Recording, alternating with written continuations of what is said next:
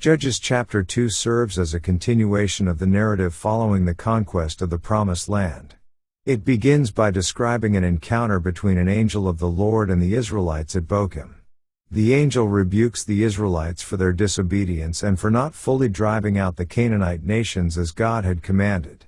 This disobedience is seen as a breach of the covenant between God and the Israelites, and the angel forewarns of consequences. The chapter then highlights the pattern that characterizes much of the book of Judges. The Israelites turn away from God, worship foreign gods, and engage in idolatry. In response to their disobedience, God allows them to face oppression from neighboring nations.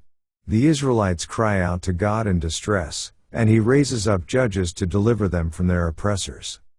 These judges are instrumental in securing temporary relief and freedom for the Israelites from the various nations oppressing them. However, the Israelites' obedience is often short-lived, and they return to their sinful ways, setting the stage for the cycle to repeat itself.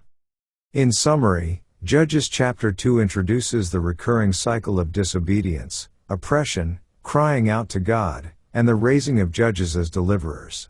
It emphasizes the consequences of the Israelites' disobedience and their struggle to maintain their commitment to God's covenant.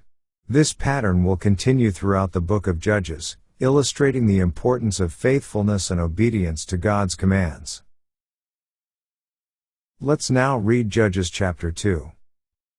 And an angel of the Lord came up from Gilgal to Bochim, and said, I made you to go up out of Egypt, and have brought you unto the land which I sware unto your fathers. And I said, I will never break my covenant with you.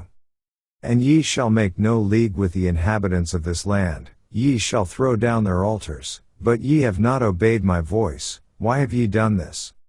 Wherefore I also said, I will not drive them out from before you, but they shall be as thorns in your sides, and their gods shall be a snare unto you.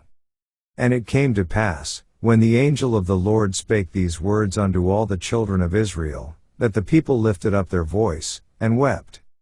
And they called the name of that place Bochim, and they sacrificed there unto the Lord. And when Joshua had let the people go, the children of Israel went every man unto his inheritance to possess the land. And the people served the Lord all the days of Joshua, and all the days of the elders that outlived Joshua, who had seen all the great works of the Lord, that he did for Israel. And Joshua the son of Nun, the servant of the Lord, died, being 110 years old. And they buried him in the border of his inheritance in Timnath-Heres, in the mount of Ephraim, on the north side of the hill Gaash. And also all that generation were gathered unto their fathers, and there arose another generation after them, which knew not the Lord, nor yet the works which he had done for Israel. And the children of Israel did evil in the sight of the Lord, and served Baalim.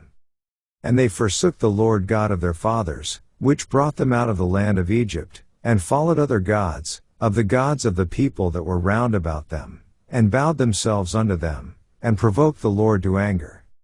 And they forsook the Lord, and served Baal and Ashtaroth. And the anger of the Lord was hot against Israel, and he delivered them into the hands of spoilers that spoiled them, and he sold them into the hands of their enemies round about, so that they could not any longer stand before their enemies. Whithersoever they went out, the hand of the Lord was against them for evil, as the Lord had said, and as the Lord had sworn unto them, and they were greatly distressed. Nevertheless the Lord raised up judges, which delivered them out of the hand of those that spoiled them. And yet they would not hearken unto their judges, but they went a-whoring after other gods, and bowed themselves unto them. They turned quickly out of the way which their fathers walked in, obeying the commandments of the Lord, but they did not so. And when the Lord raised them up judges, then the Lord was with the judge, and delivered them out of the hand of their enemies all the days of the judge, for it repented the Lord because of their groanings by reason of them that oppressed them and vexed them. And it came to pass, when the judge was dead, that they returned, and corrupted themselves more than their fathers, in following other gods to serve them, and to bow down unto them. They ceased not from their own doings, nor from their stubborn way. And the anger of the Lord was hot against Israel, and he said, Because that this people hath transgressed my covenant which I commanded their fathers, and have not hearkened unto my voice. I also will not henceforth drive out any from before them of the nations which Joshua left when he died. That through them I may prove Israel, whether they will keep the way of the Lord to walk therein, as their fathers did keep it, or not.